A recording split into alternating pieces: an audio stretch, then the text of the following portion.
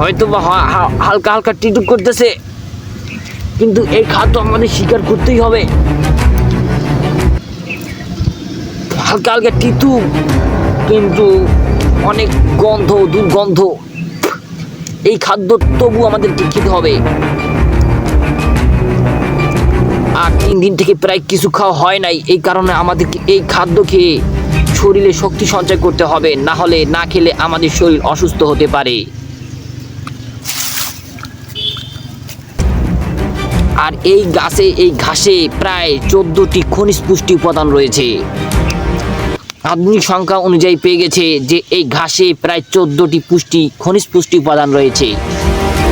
আর এই ঘাসে রয়েছে পানি, অতিরিক্ত পানি, আর মরুভূমিতে পানি না থাকার কারণে এই ঘাস খেয়ে থাকতে হবে।